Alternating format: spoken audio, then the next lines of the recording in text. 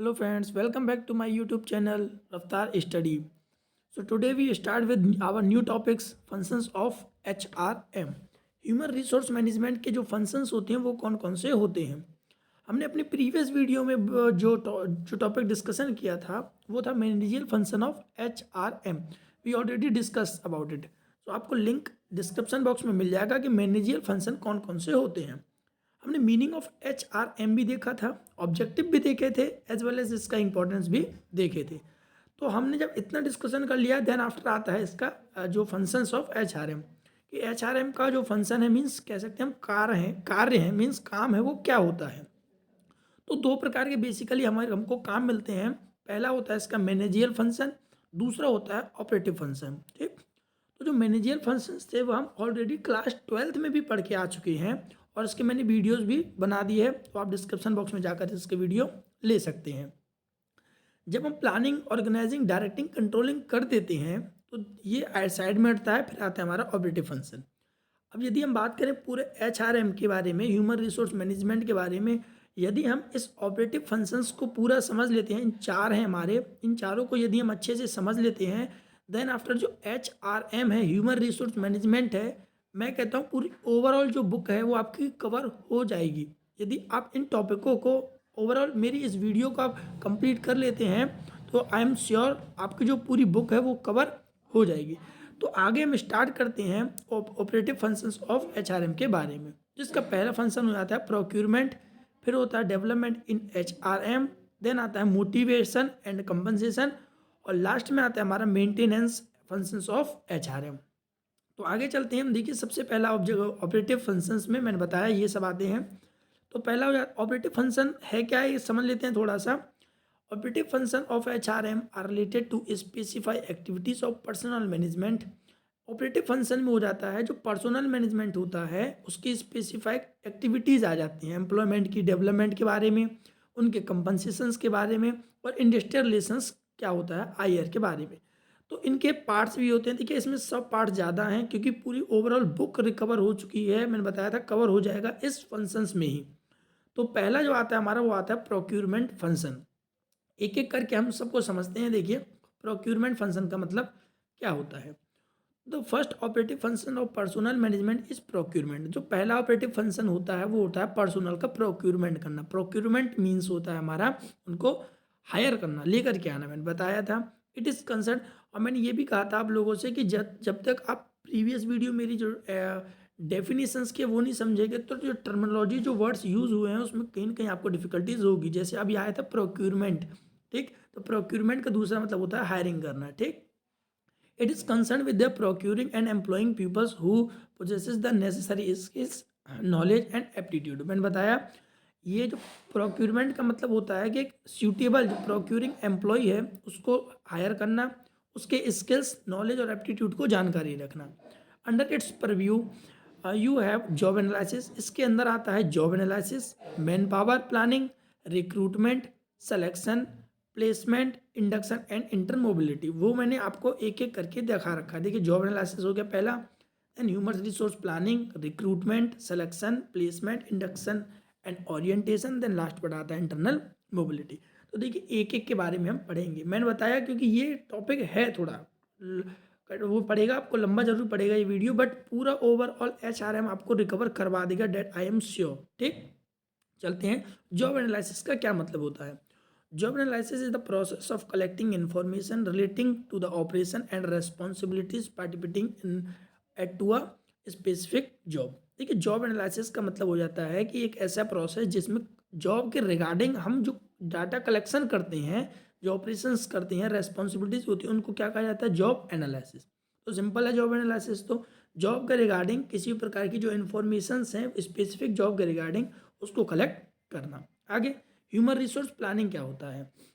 Human resource planning is the process of determining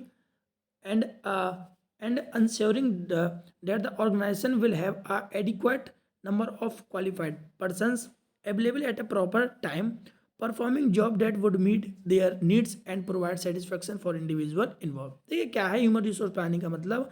यहाँ से आप एक एक वर्ड्स को समझते चलिए क्योंकि यही क्वेश्चंस हैं आपके क्रिएट होते हैं। ठीक है ना, अब डायरेक्ट क्वेश्चन भी क्रिएट हो जाता है कि ह्यूमन रिसोर्स प्लानिंग क्या है। ठीक है ना, तो आगे, ह्यूमन रिसोर्स प्लानिंग है एक ऐसा प्रोसेस है जिसमें एश्योर किया जाता है adequate number of qualified person. Adequate मतलब कह रखा है यहाँ पे जितने लोगों की जरूरत है उतने लोगों को ही qualified person available at proper time, जिस टाइम पर हमको चाहिए उस टाइम पे, ताकि हम क्या क्या कर सकें, उनको जॉब सेटिस्फेक्शन दे सकें और अपना भी जो हमारा कह सकते हैं हम जो ऑर्गेनाइजेशन का जो गोल है वो भी अचीव किया जा सके। ठीक है ना। तो एक adequate number of qualified persons को हायर करना, डिटरमाइन करना, ताकि उनका भी सेटिस्फेक्शन उनको दिया जा सके। That is we called as human resource planning. Human resource के बारे में प्लान करके रखना।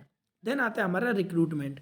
रिक्रूटमेंट क्या है? Recruitment is the process of searching for prospective employees and stimulating them to apply for the job in the organisation. Recruitment का मतलब हो जाता है हमारा एक ऐसा प्रोसेस जिसमें प्रोस्पेक्टिव एम्प्लॉयज़ को क्या किया जाता है, सर्च किया जाता है। ठीक है ना, सर्च किया जाता है। मैंने सिलेक्शन के ऊपर एक वीडियो भी बनाई है सिलेक्शन प्रोसेस के बारे में, तो आप ज़रूर उसको देखना क्योंकि ये यहाँ पर आपको हेल्प ज़रूर करेगा। ठीक, क्योंकि देखिए आगे की जितनी भी वीडियोज़ हैं वो भी इनके रिगार्डिंग ही बनेंगी। ठीक है ना, तो आगे जितने भी आपको सब्जेक्ट टर्मिनोलॉजी मिलेंगी वो भी इन्हीं के टर्म्स में मिलेंगी। मैं बार बार कह रहा हूँ इस चीज़ को। ठीक है ना, तो चलते हैं। तो क्या है रिक्रूटमेंट? एक कह सकते हैं प्रोस्पेक्टिव एम्प्लॉयज़ का एक क्रिएटेड पूल होता है। एक पूल क्रिएट किया जाता है एम्प्लॉयज़ के लिए। जैसे मैंने बताया कि मान लीजिए एक कोई कंपनी है जिसमें हमको 10 और 20 एम्प्लॉयज़ चाहिए, मान लेते हैं 20 एम्प्लॉयज़ चाहिए।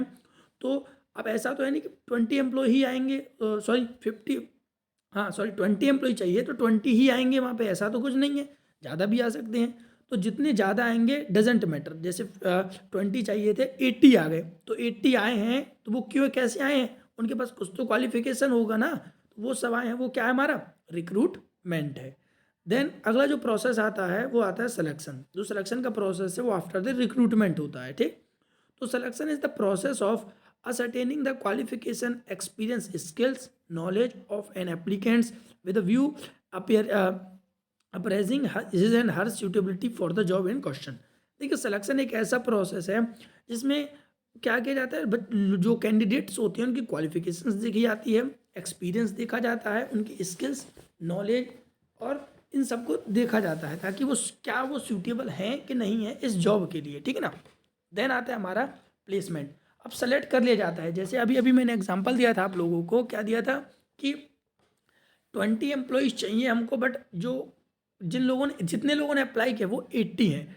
तो 80 में से 20 को सेलेक्ट करना है, वो भी कैसे होंगे? हमारे well appropriate and qualified persons होंगे। ठीक है ना, जिनमें कह सकते हैं हम अपने बेस्ट निकालते हैं उन 80 में से। ठीक है ना, देन 60 को क्या करेंगे? हम एलिमिनेट कर देंगे। ठीक, जब सेलेक्ट करने के बाद आता है प्लेसमेंट की बात। ठीक है, प्लेसमेंट कैसे? अब प्लेसमेंट का हो जाता है, placement is the process ensuring the 360 fit. देखिए ये एक जीरो इसमें ज़्यादा है, 360 फिट है यहाँ पे, मतलब कि वो प्लेसमेंट उन लोगों को दिया जाता है जिसमें 360, मतलब क्या जाता है ना, ये 360 मतलब कंप्लीट फिट जो होता है उनको ही। मैचिंग द एम्प्लॉयज़ क्वालिफिकेशन, इसमें एम्प्लॉयज़ की जो क्वालिफिकेशंस होती हैं उनको मैच किया जाता है। एक्सपीरियंस एंड एक्सपीरियंस स्किल्स देखी जाती है। And interact with the job offer, इनको फिर जॉब ऑफर इंटरेक्ट किया जाता है। It is personal managers responsibility to position the right candidate at the right level. यहाँ पे कहने का मतलब है जो पर्सनल मैनेजर होता है उसकी एक रेस्पॉन्सिबिलिटी बनती है कि वो कैंडिडेट को राइट प्लेस पर, ठीक है ना, राइट पोजीशन पर सेट करे वहाँ पर। ठीक, देन आता है हमारा इंडक्शन और एंड ओरिएंटेशन। देखिए इंडक्शन एंड ओरिएंटेशन का क्या मतलब होता है? इंडक्शन एंड ओरिएंटेशन का मतलब हो जाता है, induction and orientation are technique by which a new employee is rehabilitated in the new surrounding and introduced to the practice policies and the pupils.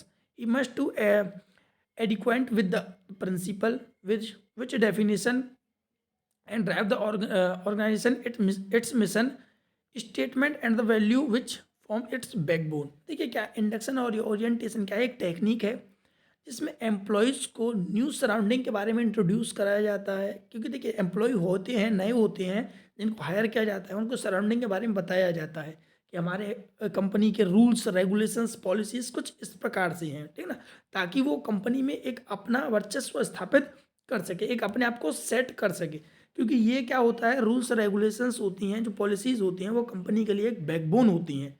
ठीक, देन आता है हमारा last one, internal mobility. Internal mobility का क्या मतलब होता है? देखिए, मोबाइलिटी का मतलब हो जाता है यहाँ पर लचीलेपन से मतलब है, ठीक है ना। The momentum of employee from one job to another job, कह रखा है जब एम्प्लॉय का प्रमोशन, डिमोशन कुछ भी हो सकता है, एक जॉब से जब दूसरी जॉब में जाता है by the through of transfer और प्रमोशन और डिमोशन एज वेल एज, मैंने बताया आपको, इज कॉल्ड इंटरनल मोबिलिटी। इसी को क्या कहा जाता है? Internal mobility. Some employees leaves an organisation due to various reason, बहुत सारे एम्प्लॉय होते हैं जो ऑर्गेनाइजेशन को छोड़ देते हैं having a lot of reasons, like क्या हो सकता है? रिजाइग्नेशन, उन्होंने रिजाइन दे दिया, रिटायरमेंट भी हो सकता है, एंड इवन टर्मिनेशन, ठीक। This movement are known as external mobility, इन्हीं को क्या कहा जाता है? एक्सटर्नल मोबिलिटी कहा जाता है। In the best interest of an organisation its employ such job change should be guidance by well conceived principle and policy. देखिए, एक बेस्ट इंट्रैक्शन भी होता है कंपनी ऑर्गेनाइजेशन के लिए कि एम्प्लॉय चेंज होते रहते हैं, तो इससे क्या होता है? उनको भी गाइड मिलती हैं, डिफरेंट डिफरेंट पॉलिसीज देखने को मिलते हैं, ठीक है। कुछ नए कह सकते हैं हम एथिक्स निकल करके आते हैं जब हम चेंजेस करते रहते हैं एम्प्लॉयज़ को भी, लेकिन उनमें भी एक टेन्योर स्टेबिलिटी होनी चाहिए, ठीक है ना। बार बार हमको इन चीज़ों को चेंज नहीं करना चाहिए, ये एक ऑर्गेनाइजेशन के लिए डिसवांटेज भी प्रूफ हो जाता है, ठीक है। तो हमारे यहाँ तक हमारे जो प्रोक्यूरमेंट फंक्शन थे वो कंप्लीट हो जाते हैं, ठीक है ना। देन आफ्टर हमारा इसमें प्रोक्यूरमेंट फंक्शन में हमारे 7 थे, ठीक है ना। अब 7 के बाद हमारा जो आ जाता है नेक्स्ट है वो हमारा होता है डेवलपमेंट इन एचआरएम। एचआरएम में डेवलपमेंट, ठीक है ना। ये देखिए एक एक करके ये सब चैप्टर्स है हमारे, ठीक है ना, ओवरऑल चैप्टर्स है हमारे। फिर आता है हमारा डेवलपमेंट इन एचआरएम। अब क्या होता है ये? It is the process of improving changes and development of the skill, knowledge, creativity, ability, aptitude, attitude, values and commitment based on present and future requirement both at the individual organization level। देखिए क्या है development? एक development in HRM का मतलब ये एक process है जिसमें कैंडिडेट एम्प्लॉयज़ का इम्प्रूवमेंट किया जाता है, उसमें बदलाव किए जाते हैं, चेंजेस किए जाते हैं, उनके स्किल्स में, नॉलेज में, क्रिएटिविटी एबिलिटीज में एनहेंस किया जाता है, उनके एटीट्यूड एप्टीट्यूड इन दोनों पर ही वर्क किया जाता है ताकि वो प्रेजेंट और फ्यूचर इन दोनों के लिए ही ऑर्गेनाइजेशन के लिए लेवल के लिए क्या हो सके, ये एक बेनिफिट एडवांटेज प्रूफ हो सके। तो अब डेवलपमेंट होगा कैसे, बात ये निकल करके आती है। तो पहला हो जाता है हमारा ट्रेनिंग।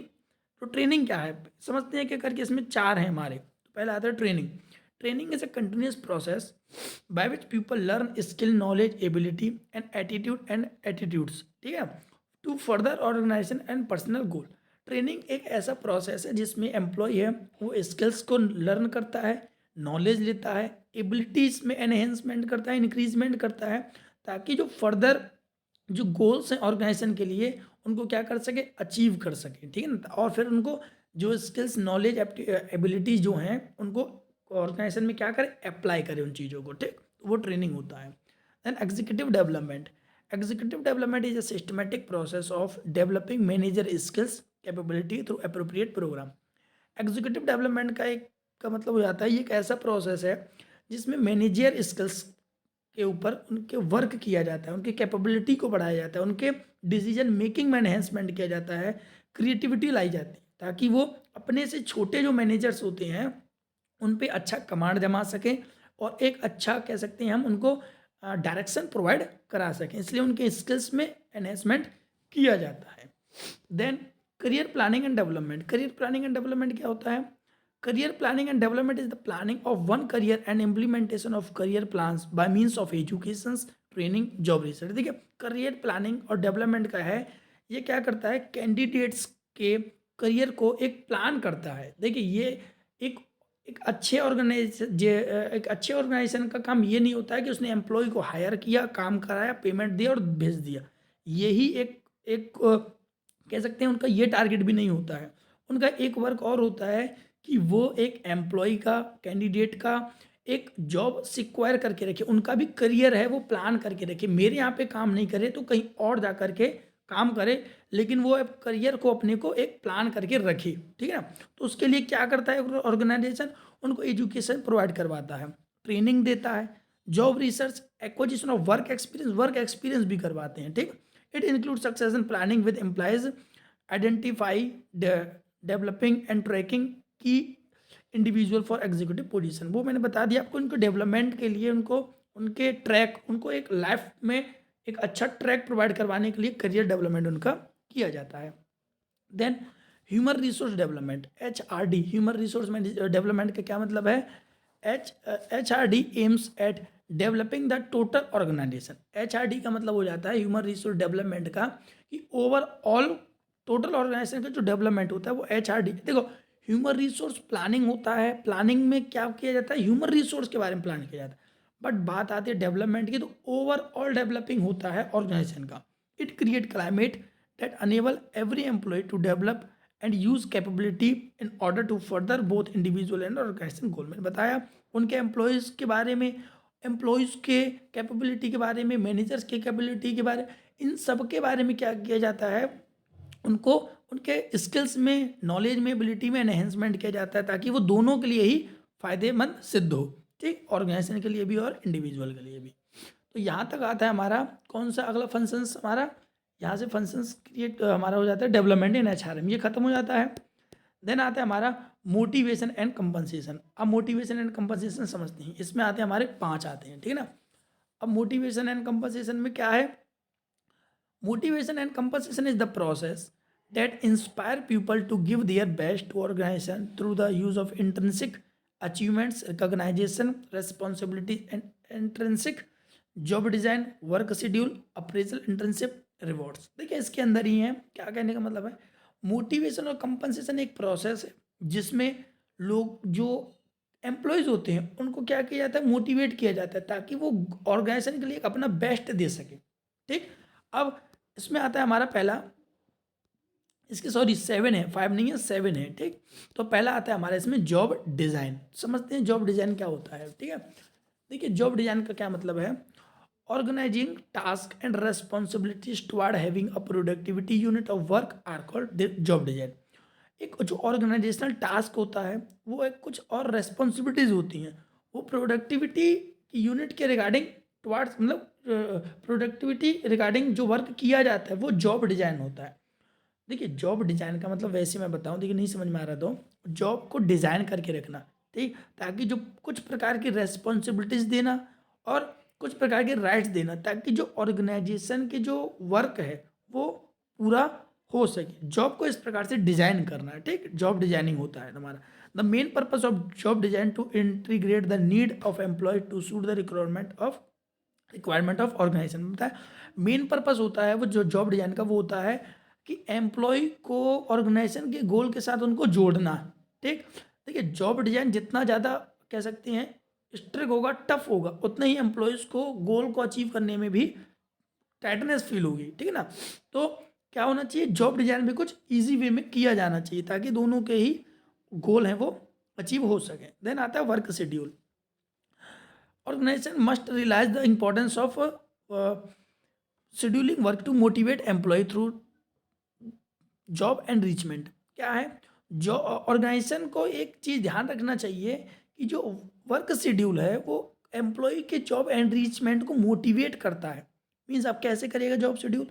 शॉर्टर वर्क वीक्स, उनको जो काम करना है वो ज़्यादा लंबे समय तक काम नहीं कराना है। शॉर्टर वीक्स होना चाहिए, फ्लेक्सी टाइम होना चाहिए। फ्लेक्सी मतलब कि फ्लेक्सिबल होने चाहिए टाइम। ऐसा नहीं है कि आपको 8 घंटे एक ही चेयर पर एक ही जगह पर बैठना है, नो टॉयलेट नो बात, दिस इज़ नॉट फेयर। ठीक, तो वर्क शेयरिंग, वर्क शेयर भी कर सकें। होमवर्क असाइनमेंट, एक ऑर्गेनाइजेशन में एक वीक में ऐसा दे देना चाहिए कि वर्क एट होम भी होगा 2 दिन का। ठीक, employ need to challenges work and job itself must be one they value. और यदि इस प्रकार से होता है तो जो एम्प्लॉय होते हैं, वर्क जो कैंडिडेट होते हैं, वो एक दिन अपनी ऑर्गेनाइजेशन के लिए एक वैल्यू क्रिएट करके हमेशा देते हैं। A work schedule is attempt to be structure work in incorporating the physical, psychological and behavioral aspect of work।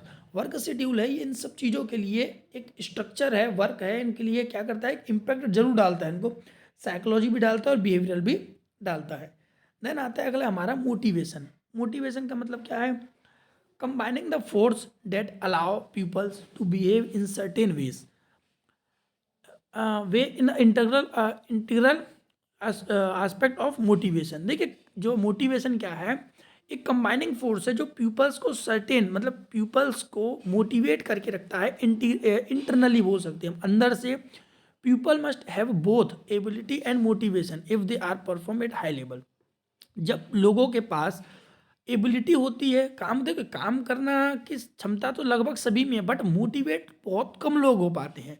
तो उनको मोटिवेट जब हम करते हैं कि हाँ आप कर सकते हैं इस काम को, तो वो जो अपना परफॉर्मेंस है वो हाई लेवल पर देते हैं, अपना बेस्ट देते हैं। Managers generally try to motivate the peoples through the properly administration rewards. अब मैनेजर्स हैं वो हमेशा मतलब कह सकते हैं ये उनके मोटिवेशन पर हमेशा वर्क करते ही रहते हैं, ताकि जो ऑर्गेनाइजेशन में जो एम्प्लॉय हैं वो बोर ना हो, अपने आप को मोटिवेट फील करें और अपना ऑर्गेनाइजेशन के लिए बेस्ट दें। तो ये होता है हमारा मोटिवेशन। देन आता है जॉब इवेल्युएशन। देखिए इवोल्यूशन अलग होता है, इवेल्युएशन अलग होता है, ठीक ना। इवेल्युएशन मतलब होता है जान पड़ताल कर लेना एक तरीके से। Organisation formally determine the value of jobs through the process of job evaluation. जो ऑर्गेनाइजेशन है वो जॉब की वैल्यू डिटरमाइन करते हैं खुद ही, कि उसी प्रोसेस को क्या कहा गया है, जॉब इवेल्युएशन। ठीक, द वैल्यू जो हम डिटरमाइन करते हैं value of job evaluation. Job evaluation is a systematic process of determining the relative worth of job in order to establish whether the job should be paid more than other with the organization। देखिए अब हम evaluate कैसे करेंगे, जब हमारे पास कुछ दो चीज़ होंगी तभी तो हम दोनों में क्या कर सकते हैं, डिफरेंस करके कुछ निकाल सकते हैं। तो ये एक सिस्टमेटिक प्रोसेस है जिसमें हम क्या करते हैं, ये जांच पड़ताल करते हैं कि एक जॉब दूसरे जॉब की अपेक्षा में किस प्रकार से बेटर है, ठीक है ना। Job evaluation help to establish internal equality between various job. Job evaluation है हेल्प करता है, मदद करता है इंटरनल इक्वलिटी बताने में कि एक जॉब से जो दूसरी जॉब है वो किस प्रकार से डिफरेंस है और किस प्रकार से एक बेटर है। तो यही जॉब इवेल्युएशन का एक काम होता है। फिर आता है हमारा परफॉर्मेंस अप्रेजल। देखिए मोस्ट इंपॉर्टेंट क्वेश्चन है आपके लिए, performance appraisal. After an employ has been selected for a job, जब एम्प्लॉय सेलेक्ट कर लिया जाता है जॉब के लिए, has been train to do it, अब उसको ट्रेंड किया जाता है, and work on it for the period of time, उनको काम करने के लिए दिया जाता है। His perform should be evaluated, और जो काम दिया गया है उसके परफॉर्मेंस को इवेल्युएट किया जाता है, देख रेख किया जाता है। परफॉर्मेंस इवेल्युएशन और परफॉर्मेंस अप्रेजल दोनों का मतलब एक ही है। It is a process of deciding how employees to do their job. इसमें क्या किया जाता है, एक ऐसा प्रोसेस है जिसमें हम डिटरमाइन करते हैं कि यहाँ पे डिसाइडिंग करते हैं कि एम्प्लॉय है वो किस प्रकार से अपने काम को कर रहा है। ठीक, it is a method of evaluating the behaviour of a employ. ये एक बेस्ट मेथड होता है एम्प्लॉयज़ के बिहेवियर को जानने का कि एट वर्क प्लेस पर वो किस प्रकार से बिहेव कर रहा है। ठीक, and normally includes both quantitative and qualitative aspect of job performance. तो हम इसमें दोनों ही एस्पेक्ट को पता करते हैं, इसकी क्वांटिटी क्या है और क्वालिटी क्या है जॉब परफॉर्मेंस को लेकर के। Then it is a systematic and objective way evaluating work related behaviour and potential of employ. ये एक ऐसा प्रोसेस, एक सिस्टमेटिक वे तरीका है जिसमें हम एम्प्लॉय के बिहेवियर के बारे में और उसके पोटेंशियल के बारे में हम जान सकते हैं। It is a process involving determining the communicating. अब इस प्रोसेस में हम क्या जज करते हैं, अब इतना तो पता है कि हम जज डिटरमाइन करते हैं, बट क्या डिटरमाइन करते हैं, कम्युनिकेटिंग स्किल्स। कम्युनिकेटिंग स्किल्स देखते हैं कि ये इसका वे ऑफ टॉकिंग है वो किस प्रकार से है। एक ऑर्गेनाइजेशन में लोकल लैंग्वेज का ज़्यादा तो यूज़ नहीं कर रहा है, बट लोकल लैंग्वेज है भी तो किस प्रकार से है। ठीक, इस प्रकार की टू एम्प्लॉय हाउ ही और सी इज़ परफॉर्मिंग आइडिकली। ही और सी मतलब जो भी है, लड़का लड़की जो भी हैं, वो किस प्रकार से आइडिकली अपना परफॉर्मेंस दे रहे हैं। इस्टेब्लिशिंग प्लान ऑफ इम्प्रूवमेंट, और किस प्रकार से अपने जो प्लान उन्होंने लर्न किए हैं उसको किस प्रकार से इम्प्रूवमेंट कर रहे हैं और किस प्रकार से अप्लाई कर रहे हैं ऑर्गेनाइजेशन में। देन आता है हमारा कंपनसेशन एडमिनिस्ट्रेशन। ठीक, I think that is last, sorry ये 6 है शायद। ठीक, it the process of dividing how much employ should be paid.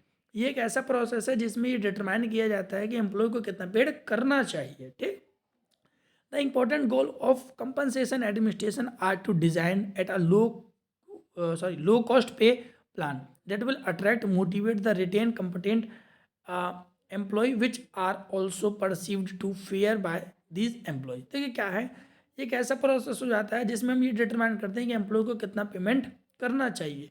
ये इंपॉर्टेंट गोल होता है ऑर्गेनाइजेशन के लिए, और वो भी एक टारगेट भी करके रखते हैं कि हमको लो कॉस्ट में एक अच्छे और बढ़िया एम्प्लॉय मिले जो कि हम उनको अट्रैक्ट कर सके। ठीक है ना, तो ये कंपनसेशन एडमिनिस्ट्रेशन आता है हमारा। देन लास्ट आता है हमारा इंसेंटिव्स एंड बेनिफिट। इंसेंटिव्स और बेनिफिट का मतलब समझना, in addition to the basic wages structure. Basic जो वेजेस स्ट्रक्चर होता है उसमें कुछ ऐड करके रखना। ऐड करके रखना मीन्स जैसे मान लीजिए एम्प्लॉय की सैलरी 10,000 है, तो 10,000 के साथ उसको क्या की दिया जाएगा, जो दिया जाएगा that is called incentives benefit. Now it is offer incentives compensation based on actual performance. आजकल क्या किया जाता है, जो इंसेंटिव्स बेनिफिट जो कंपनसेशन है वो उनके एक्चुअल परफॉर्मेंस के हिसाब से दिया जाता है। Unlikely incentives benefits and services are offer to employment are required by law. अब ऑफर भी उनको किस प्रकार से किया जाता है, उनके रिक्वायरमेंट के हिसाब से और कुछ नियम कानून के हिसाब से भी किया जाता है। जैसे सोशल सिक्योरिटीज दी जाती है, इंश्योरेंस, वर्क कंपनसेशन और वर्क एमिटिटीज सॉरी वेलफेयर एमिटिटीज, ये सब समझ में आ रहा होगा कैसे इंश्योरेंस दिया जाता है। सोशल सिक्योरिटी जब हम प्राइवेट कंपनी में, हमने देख किया नहीं है तो सुना भी तो होगा एटलीस्ट, कि जब हम किसी कंपनी में वर्क करते हैं तो हमको विभिन्न प्रकार के ईपीएफ हमारे बनाते हैं, पीपीएफ बनाया जाता है, पब्लिक प्रोविडेंट फंड, तो इस प्रकार से, और कंपनसेशन हमारा इंश्योरेंस क्रिएट किया जाता है और वेलफेयर भी किया जाता है हमारी ज़रूरतमंद चीज़ों के लिए। ठीक, इस प्रकार से हमारे इंसेंटिव्स एंड बेनिफिट्स दिए जाते हैं। तो यहाँ से हमारे जो जो अगला जो है वो हमारा खत्म होता है। देन आता है हमारा अगला maintenance function of HRM. Maintenance function of HRM का क्या मतलब है ये समझते हैं। ठीक, अब मेंटेनेंस ऑफ एचआरएम का मतलब हो जाता है, इसमें सबसे पहले समझते हैं पहले है क्या ये। Maintenance aims at protecting and preserving the physical and psychological health of employ, various welfare measure. इसमें क्या किया जाता है, एम्प्लॉयज़ के हेल्थ के बारे में और उनके साइकोलॉजिकल और फिजिकली दोनों के बारे में ये डिसाइड करके चलना पड़ता है कि किस प्रकार से एम्प्लॉय को हम हेल्थी रख सकते हैं, और वो डिफरेंट डिफरेंट तरीके से मेज़र किया जाता है। जिसके 3 मेजर्स आते हैं। पहला आता है हेल्थ एंड सेफ्टी, फिर आता है हमारा एम्प्लॉय वेलफेयर, फिर आता है सोशल सिक्योरिटी मेजर। ठीक है, ये 3 आते हैं हमारे, इनको समझते हैं। हेल्थी एंड सेफ्टी का मतलब हो जाता है manager at all level are expected to know the enforcement safety and health standard throughout the organisation. Manager है ये एक्सपेक्ट करके चलते हैं कि सेफ्टी और हेल्थ है कि ऑर्गेनाइजेशन में वो किस प्रकार से है, उनका एम्प्लॉयज़ का किस प्रकार से है, थ्रू देखो यहाँ पे बोल रहे थ्रू एंड आउट भी, तो अंदर बाहर किस प्रकार से कुल मिलाकर के जो एम्प्लॉय हैं वो किस प्रकार से फिट है ऑर्गेनाइजेशन के लिए।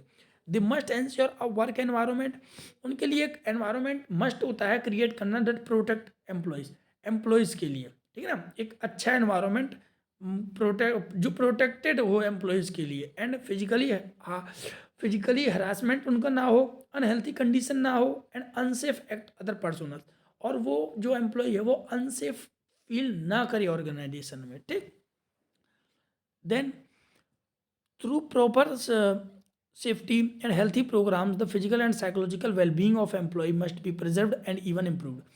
जब एम्प्लॉय सेफ फील करता है फिजिकली साइकोलॉजी, और जब वो वेल बीइंग परफॉर्मेंस करता है ऑर्गेनाइजेशन के लिए, तो कह सकते हैं एम्प्लॉय के लिए बहुत बेनिफिट होता है, उसके आउटपुट में इम्प्रूवमेंट बहुत ज़्यादा मिलता है। क्योंकि जब तक एम्प्लॉय वो फिजिकली फिट नहीं होंगे तब तक वो अपने ऑर्गेनाइजेशन को बेस्ट नहीं दे पाएंगे। देन आता है एम्प्लॉय वेलफेयर। एम्प्लॉय वेलफेयर का मतलब हो जाता है employ welfare include the service amenities and facilities offered to employees within और outside establishment of physical psychological and social being, housing, transport. देखिए एम्प्लॉय वेलफेयर का मतलब है एम्प्लॉय को सर्विसेज प्रोवाइड करवाना, एमिनिटीज जो बेसिक एमिनिटीज होती हैं वो देना, और विद इन और आउटसाइड इस्टेब्लिशमेंट दोनों तरफ से, अंदर भी और बाहर भी, इस तरीके से सेफ्टी प्रोवाइड करवाना, फिजिकली साइकोलॉजी भी, और कुछ प्रकार से इनको बेनिफिट भी देना, जैसे हाउसिंग, रहने के लिए घर दे देना, ट्रांसपोर्टेशन कह सकते हैं फैसिलिटी प्रोवाइड करवाना, एजुकेशन, इस प्रकार से जो फैसिलिटीज़ हैं जो एम्प्लॉय वेलफेयर के लिए ऐड कर दिए जाते हैं उनके पैकेज में। Then social security measure. Social security measure ये इंपॉर्टेंट है। Managers provide social security to their employees in addition fringe benefit. देखिए fringe benefit is the most important topics for your exam point of view से भी important है, और real life में भी हम इस वर्ड्स का यूज़ करेंगे। ठीक, तो what does it mean by the fringe benefit. Fringe benefit मतलब बताया मैनेजर्स एम्प्लॉयज़ को एक सोशल सिक्योरिटीज प्रोवाइड करवाते हैं, उन्हीं को क्या क्या गया फ्रिंज बेनिफिट, मतलब एडिशन कर दिया जाता है, उनके सैलरीज में ऐड कर दी जाती है कुछ इस प्रकार से। कैसे, workman compensation to these work who are involve in accident, उनको वर्कमैन कंपनसेशन दिया जाता है, कंपनसिएट किया जाता है जब यदि कोई एम्प्लॉय किसी भी प्रकार के एक्सीडेंट में इन्वॉल्व होता है। मैरिटनी बेनिफिट्स टू वुमेन एम्प्लॉयज़, जब जो वुमेन्स होती हैं एट द टाइम ऑफ बोल सकते हैं प्रेग्नेंट, तो उनको इस प्रकार की जो फैसिलिटीज़ दी जाती हैं, उनको कुछ हॉलीडेज़ दी जाती हैं, उनको कुछ पैकेज भी दिया जाता है एक्स्ट्रा, ताकि वो उनको किसी प्रकार का स्ट्रेस फील ना हो, ठीक है ना, क्योंकि वो आप समझ सकते हैं उस टाइम पर स्ट्रेस फील ज़्यादा होता है, वर्कलोड ज़्यादा होता है, तो कहीं ना कहीं प्रॉब्लम्स क्रिएट होती हैं। ठीक, सिकनेस बेनिफिट था मेडिकल बेनिफिट, यदि कोई तबीयत खराब हो जाती है तो उनको बेनिफिट भी दिया जाता है मेडिकली। डिसेबलिसमेंट बेनिफिट अलाउंसेस, यदि डिसेबिलिटीज़ हैं किसी प्रकार की तो वो भी अलाउंसेस दिए जाते हैं। डिपेंडेंट बेनिफिट, डिपेंडेंट मतलब कि हो जाता है किसी पर आश्रित होना, यदि उसी पर आश्रित हैं तो उस प्रकार की बेनिफिट देना। Retirement benefit, after the retirement of an employ gets various types of facilities in an organisation like provident fund, pensions, gratuity, जब ग्रेजुइटी जब मिलता है, जब बता जब टाइम हो जाता है, मतलब कि किसका, जॉब का, जब जॉब खत्म हो जाती है आफ्टर द जॉब ये ग्रेजुइटी दी जाती है, मतलब कि रिटायरमेंट के टाइम पर ही है। ठीक, तो ये 3 चीज़ दी जाती हैं। देन शायद हमारे ये लास्ट वन आता है, लास्ट वन, हाँ, integration function of HRM. Integration functions हैं हमारे, वो क्या है, ऑर्गेनाइजेशन के। ठीक, तो पहला आता है हमारा इसमें, सॉरी पहले ये समझ लेते हैं हम। This try to integrate the goal of an organisation with the employ experience through various employ orientation programme, redressing grievance properly or institution properly, proper disciplinaries measure, empowering people to decide things independently, encouraging and participative cultures and offering constructive help to the trade unions। देखिए क्या है ये integration functions का मतलब होता है जिसमें organisation का गोल और एम्प्लॉय का गोल, इन दोनों चीज़ों को जोड़ा जाता है। ठीक, और यहाँ पे बोल रखा है रीड्रेसिंग ग्रेवियांस, ये जो शब्द आया रीड्रेसिंग ग्रेवियांस का मतलब, उसका मतलब होता है उनकी जो प्रॉब्लम्स होती हैं उनको क्या करना, उनका निवारण करना, जो प्रॉब्लम्स होती हैं उनका सॉल्यूशन लेकर के आना। ठीक, और उनके जो भी प्रॉब्लम्स होती हैं उनको उनको मेजर किया जाता है ट्रेड यूनियन के द्वारा, इनके लिए ट्रेड यूनियन सेट किया जाता है। ठीक है ना, तो ताकि इन सब चीज़ों को देखे और उनको एनकरेज करता रहे। देन इनके अंदर देखिए हमारे 7 हैं, समझते हैं एक एक करके। पहला है ग्रेवियंस रिट्रेसल। ग्रेवियंस रिट्रेसल का मतलब हो जाता है उनके जो, कह सकते हैं उनकी जो शिकायतें हैं, ग्रेवियंस का मतलब हो जाता है शिकायत करना, और रिट्रेसल का मतलब होता है निवारण करना। ठीक, तो निवारण मतलब सॉल्यूशन करना। A grievance is any factor involving wages. अब ग्रेवियंस देखिए किसी भी प्रकार से हो सकता है, वेजेस को लेकर के भी एम्प्लॉयज़ के मतभेद हो जाते हैं कि सैलरी बढ़ाओ सैलरी बढ़ाओ। वर्किंग आवर्स वो भी कभी न कहीं कम ज़्यादा करवाना होता है। और condition of an employment that is used the complaint on the employer, अब वो तो एम्प्लॉय पर ही भी डिपेंड करता है कि किस प्रकार का कंप्लेंट वो अगेंस्ट कर रहा है। Constructive grievance handle dependent on the first manager ability to recognise, diagnosis and correct the cause potential employ dissatisfaction before it converted into formal grievance. देखिए कंस्ट्रक्टिव जो ग्रेवियंस होते हैं वो भी डिपेंड करते हैं मैनेजर्स के एबिलिटीज़ के ऊपर।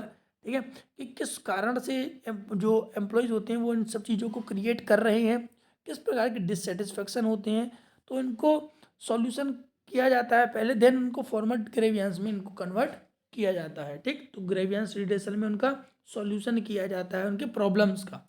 ठीक, then discipline. Discipline is the force promotes an individual और groups observe the rules, regulations and procedures which deemed necessary for the attainment of an object। देखिए डिसिप्लिन है एक ऑर्गेनाइजेशन के लिए बहुत इंपॉर्टेंट रोल प्ले करता है, क्योंकि ये ऑब्जर्व करके रखता है रूल्स रेगुलेशन और प्रोसीजर्स को, जो कि हर एक एम्प्लॉयज़ को फॉलो करना मस्ट होता है एक ऑर्गेनाइजेशन के लिए। ठीक है ना, और रूल्स एंड रेगुलेशन के थ्रू ही एक बिजनेस को, एक ऑर्गेनाइजेशन को स्मूथली रूप से रन किया जा सकता है। देन आता है teams and team work. Self managed teams and have emerge as a most important former groups in a today's organisation. Self management और जो कह सकते हैं मोस्ट इंपॉर्टेंट रोल प्ले कर रहा है ग्रुप एक ऑर्गेनाइजेशन के लिए। They enhance employ involvement. Team work है वो एम्प्लॉय की जो वर्क है उसमें एनहेंसमेंट करता है। The potential creativity positive energies, उनमें एक पॉजिटिव एनर्जी क्रिएट करता है by increasing work interaction. Work जो इंट्रैक्शन है उनको बढ़ाता है। ठीक, आकर्षकता को। They create camaraderie among team members, देखिए एक जो ये वहाँ पे ये जो हमारा वर्ड आया है यहाँ पर, जो क्या है ये कैमड्रिया, मतलब कि हो जाता है भाईचारा, ठीक। कैमराडरी याद रखना, इसमें कैमराडरी इसका मतलब हो जाता है भाईचारा, ठीक। मतलब इन टीम में एक भाईचारा जो होता है वो क्रिएट करता है। भाईचारा मतलब एक दूसरे की मदद करने वाला, ठीक है ना, भूलना मत शब्द को। They encourage individual to sublimate their individual goals for those groups teams having inherent strength which ultimately leads to the organization success at a levels। ये एनकरेज करता है इंडिविजुअल के गोल्स को, ग्रुप्स को, ठीक है ना, जो कि एक इनहेरिटेंट जो स्ट्रेंथ होते हैं, जिनको उन चीज़ों की आदत नहीं होती है, उन चीज़ों को बताया जाता है किस प्रकार से ऑर्गेनाइजेशन लेवल में वो सेट हो सकते हैं। तो ये सक्सेसिविटी का एक लेवल होता है, टीम वर्क करना, जिससे जो वर्क भी है वो जल्दी समय में, अच्छे समय में, और जल्दी वो कह सकते हैं अच्छा वर्क करके देते हैं, टीम वर्क हमारा। फिर आता है हमारा कलेक्टिव बार्गेनिंग, ये भी एक मोस्ट इंपॉर्टेंट टॉपिक बन जाता है हमारे लिए। कलेक्टिव बार्गेनिंग का मतलब होता है, collective bargaining is a process of agreeing of a satisfactory labor contract between management and union। The contract contains agreements about conditions।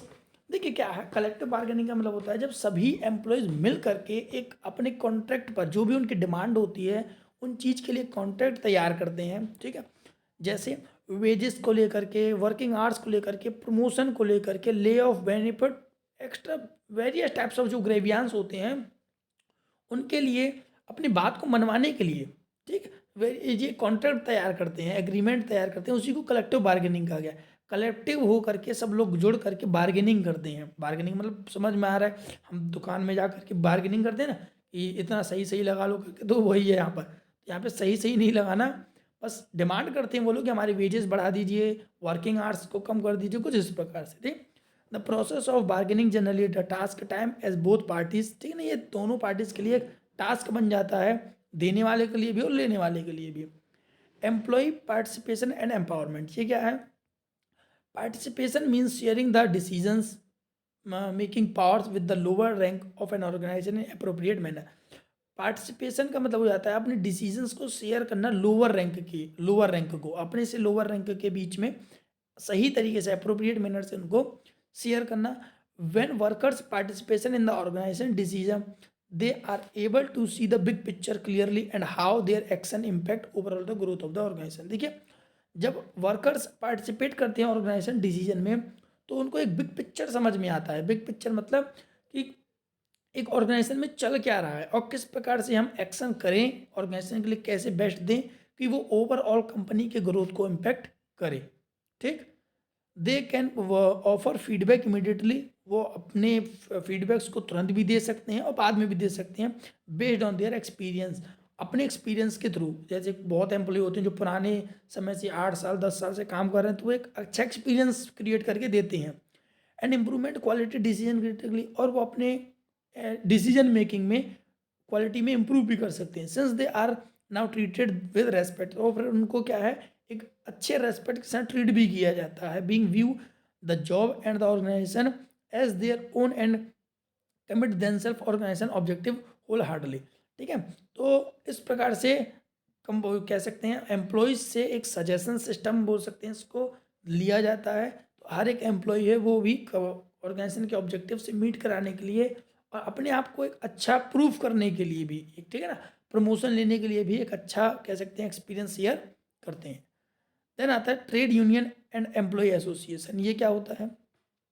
A trade union is an association either of employees और employ और employ है और independent worker.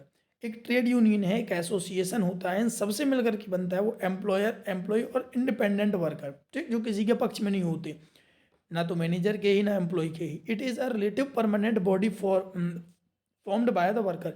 ये एक permanent body होती है trade unions की, जो एक वर्कर, जब पुराने पिक्चरों में आपने देखा होगा तो वहाँ पे ट्रेड यूनियंस होते हैं, एक यूनियन होता है हमारा, ठीक है ना, तो उसमें बना लिया जाता है, वही है, ठीक है। With the objective of countering exploitation. Countering exploitation का यहाँ पे मतलब हो जाता है हमारा कि जो भी कह सकते हैं काउंटरिंग का मतलब होता है फेस करना प्रॉब्लम्स को, मुकाबला करना, जो भी एक्सप्लोटेशंस उनके साथ हो रहे हैं उसको फेस करना। Harassment, it strives towards providing economic and social benefit to the labour community, ठीक है ना। तो उनके साथ किसी प्रकार हरासमेंट एक्सप्लॉयटेशन होता है तो ये ट्रेड यूनियंस क्या करते हैं, उनको उनको क्या कहते हैं, कैसे उनका प्रॉब्लम को सॉल्यूशन करके देते हैं ये लोग, ठीक है ना। क्योंकि ये कहते हैं इंडिपेंडेंट होते हैं, ना तो मैनेजर के, मैंने बताया, ना तो ये एचआर के पक्ष में होते हैं, ना ही एम्प्लॉयज़ के पक्ष में होते हैं, बट ये सही के पक्ष में होते हैं। रेड नहीं है, ट्रेड है। Trade union have already played a powerful role in improving the lot of workers in India. Trade union है एक हर एक ऑर्गेनाइजेशन के लिए मोस्ट इंपॉर्टेंट रोल प्ले करता है, ठीक है ना। यूजिंग अग्रेसिव बार्गेनिंग टैक्टिक, मैंने बताया इनमें एक जो टैक्टिक का मतलब हो जाता है यहाँ पे कार्यनीति, जो भी कार्यनीति उनके द्वारा बनाई जाती है, पॉलिसीज बनाई जाती हैं एचआर के द्वारा, तो उनकी में भी बार्गेनिंग करते हैं यदि वो इनके अगेंस्ट में है तो। However since 19 the situation changed dramatically. 19 के यदि हम दशक की बात करें तो वहाँ से अब की जो सिचुएशन है वो बहुत ज़्यादा चेंज आया है। Unable to fight the forces of competition, many labours have been force to shut down units and scale down operations. देखिए कभी कभी क्या होता है कि बहुत सारे एम्प्लॉयज़ होते हैं जो फोर्स करते हैं shut down units, scale operation, मतलब लड़ाई झगड़े की बात कि हम नहीं करेंगे काम, इस प्रकार से। This made the both parties realise the importance of bargaining the rights in atmosphere give and take. तो यही है यहाँ से जो उनको निकाल करके लेकर के आते हैं, एक मोस्ट इंपॉर्टेंट है ये भी बार्गेनिंग राइट्स के लिए, ठीक है ना। अपने राइट्स के लिए करना ये भी कहीं ना कहीं हद तक ठीक रहता है, क्योंकि जब सुनते नहीं तो यही करना पड़ता है, ठीक। तो ट्रेड यूनियन है और एम्प्लॉय एसोसिएशन ये कहीं ना कहीं हमारी मदद, एम्प्लॉयज़ की मदद करते हैं। फिर आता है इंडस्ट्रियल रिलेशन। इंडस्ट्रियल रिलेशन मतलब हो जाता है harmonious industrial relation between labour and management are essential achieving industrial growth and productivity, higher productivity. Harmonious का मतलब होता है सामंजस्य। तो एक अच्छा जो रिलेशन होता है मैनेजर की, लेबर के बीच में और मैनेजर के बीच में, वो इंडस्ट्रियल ग्रोथ में और हायर प्रोडक्टिविटी में अचीवमेंट्स लेकर के आता है, हेल्प करता है इनको करने में। when the relation between the parties is not cordial, discontentment develops and conflict accrued adibly। इसका कहने का मतलब है हमारा, जब होता क्या, जब यदि दो पार्टीज के बीच में जब इस प्रकार के जो कॉन्फ्लिक्ट तैयार हो जाते हैं हमारे, ठीक है, वो एक ऑर्गेनाइजेशन के लिए अच्छा नहीं होता है। अचानक से लड़ाई हो जाना, किसी बात को लेकर के लड़ाई झगड़ा करना, तो ये है ना इंडस्ट्रियल रिलेशंस को बिगाड़ता है हमारे।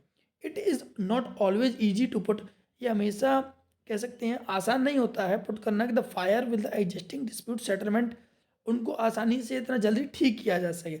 Machinery created by the governments, ठीक।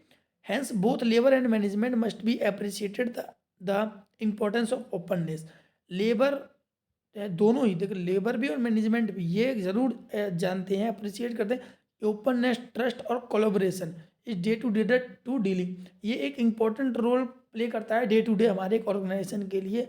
ओपननेस, ट्रस्ट और जो सहयोग है वो कंपनी ग्रोथ के लिए हेल्प करता है, ठीक। देन आई थिंक ये लास्ट है, ठीक, ये पक्का लास्ट है। देन आता है emerging issue in HRM. Emerging issues क्या क्या हैं हमारे एचआरएम के लिए, ठीक। तो effective management of human resource depending on refiring HRM practice to changes conditions. जो इफेक्टिव मैनेजमेंट होता है तो एचआरएम जो प्रैक्टिसेस हैं वो वर्किंग कंडीशंस को चेंज करके चलते हैं। चेंज करके मतलब बार बार चेंज नहीं, जो चीज़ अनफेयर हो रहा है ऑर्गेनाइजेशन के लिए, जो एम्प्लॉयज़ के लिए अच्छा नहीं है, उनको चेंज कर दिया जाता है। The need to look at the importance issue that motivate the people to give their best dynamic and ever change environment, ठीक। तो ये मोटिवेट करके रखता है एम्प्लॉयज़ को, ठीक, कि वो अपना बेस्ट वहाँ पर दे। तो उसमें पहला आता है हमारा पर्सनल रिकॉर्ड्स। अब देखिए क्या है, पहले टॉपिक समझ लीजिए, इमर्जिंग इशू इन एचआरएम, किस प्रकार से इशूज़ क्रिएट हो जाती है। तो पहला आता है हमारा personal records. Personal records such as paper, files, cards, cassettes, and films are maintained to have a tangible record of what is actual happening in the organization। Cassettes के थ्रू, फाइल के थ्रू, कार्ड्स के through, film extra, देखिए various types of जो tangible records होते हैं उनके through रखा जाता है कि एक ऑर्गेनाइजेशन में क्या एक्चुअल में परफॉर्म हुआ है, क्या हैपनिंग है, ठीक। फॉर्मुलेट अप्रोप्रिएट एचआर पॉलिसीज, जो एचआर पॉलिसीज है वो क्या थी पहले और अब क्या है, and programmes, historical records, actual performance, future trends from time to time. मैंने बताया कि जो भी ऑर्गेनाइजेशन में वर्क एक्टिविटी हुई थी या चल रही है उन सब के बारे में रिकॉर्ड रखा जाता है। देन आता है human resource audit. Human resource audit का मतलब है human resource Audit refers to the examination and evaluation of policies, procedure and practice to determine effective of HRM.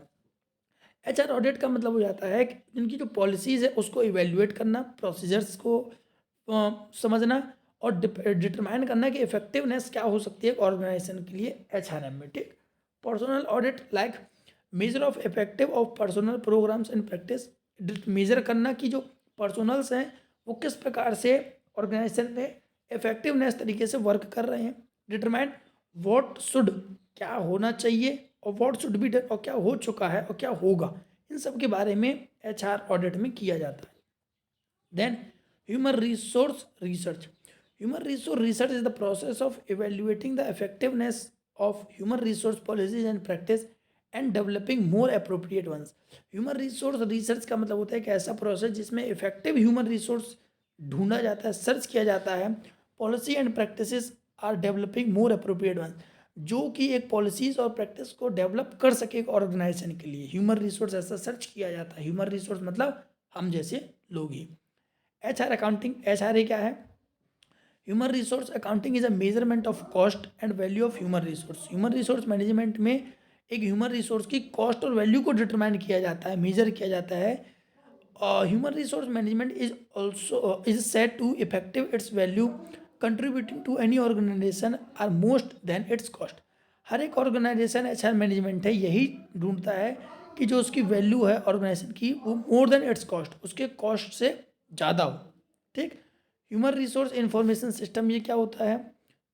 Short form बात करें तो HRIS is a integrated system, एक integrated system है design to improve efficiency, जो कि design की जाती है इफिशियंसी को इम्प्रूवमेंट करने में, with which HR data is compiled.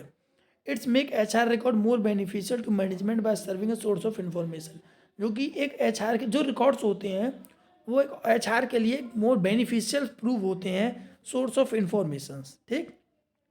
Stress stress and counselling. Stress and counselling का क्या मतलब है यहाँ पर?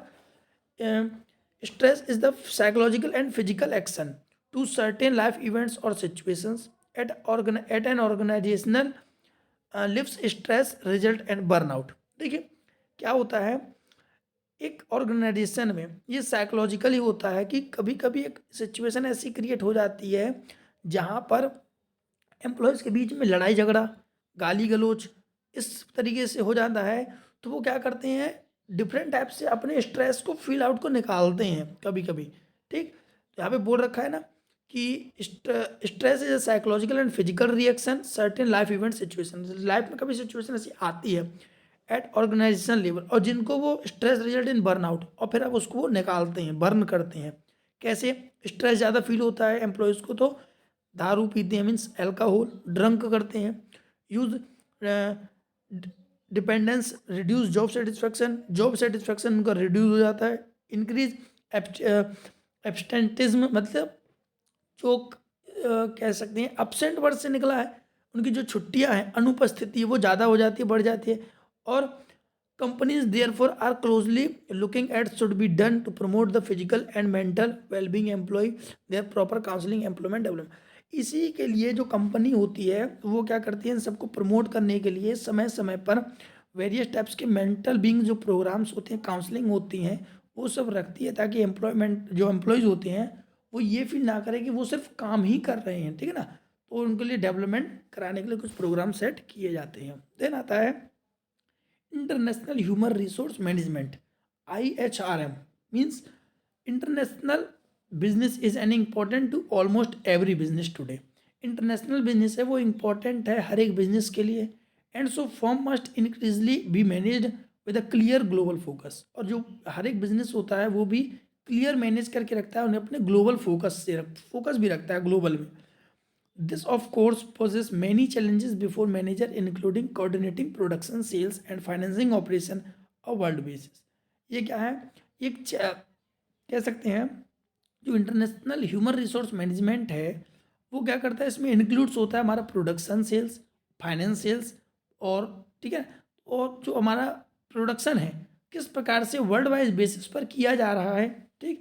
कुल मिलाकर के HRM का हो जाता है इंटरनेशनली जो ह्यूमन रिसोर्स मैनेजमेंट किया जाता है, जिसमें हमारा प्रोडक्शन करना, सेल्स करना, फाइनेंस ऑपरेशंस देखना, ये सब इंक्लूड होता है। International HRM place greater emphasise on a number of responsibilities and functions such as reallocation, orientation and training serves to help employee adapt a new different environment outside their country। क्या है कि जो हमारा international HRM होता है वो एक बहुत महत्वपूर्ण भूमिका निभाता है, ठीक है।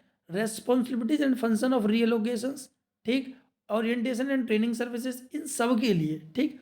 ओरिएंटेशन मतलब कि उद्देश्य है हमारे, ट्रेनिंग सर्विसेज देना जो कि हेल्प करता है एम्प्लॉय को इन सब के बारे में बताना कि वो न्यू डिफरेंट एनवायरनमेंट में किस प्रकार से वर्क करे, जो आउटसाइडर जो एनवायरनमेंट होता है आउटसाइड द कंट्री वो किस प्रकार से होती है, ठीक है। तो इस प्रकार से ये हमारा international human resource management work करता है। And that's all I think, ठीक। तो ये ख़त्म हो गया हमारा। तो ये थे हमारे पूरे ऑपरेटिव फंक्शन।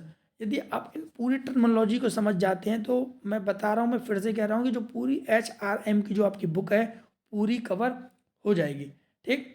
तो आप इस वीडियो को जरूर देखना। किसी प्रकार की अब प्रॉब्लम क्रिएट होती है देन आपको मेरे को बताना, ठीक। तो ये हमारे ऑपरेटिव फंक्शन थे। और जो हमारा जो पहला फंक्शन था मैनेजियल फंक्शन वो मैंने पहले आपको बता दिया, आपको डिस्क्रिप्शन बॉक्स में लिंक मिल जाएगा। तो यहाँ तक ख़त्म होता है हमारा जो ऑपरेटिव फंक्शन होता है वो। Thank you.